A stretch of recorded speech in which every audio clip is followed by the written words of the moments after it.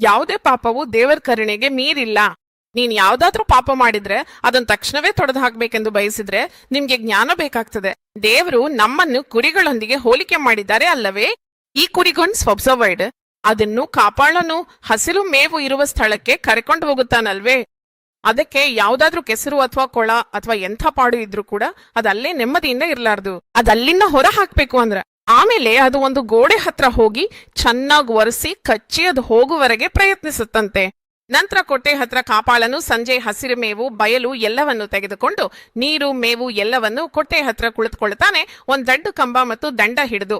ಪ್ರತಿ ಕುರಿಯು ತಪ್ಪದೆ ಕಾಪಾಳನ ಎದುರಿನಿಂದಲೇ ಹೋಗ್ಬೇಕು. ಆ ಕೊಟ್ಟೆಯ ಬಾಗಿಲಿನಿಂದಲೇ ಹೋಗಿತ್ತು. ಅದಕ್ಕಾಗಿಯೇ ಕುರಿಗಳು ಹೋಗುವ ಬಾಗಿಲು ನಾನೇ ಎಂದು ಹೇಳಿದಾನಲ್ಲವೇ?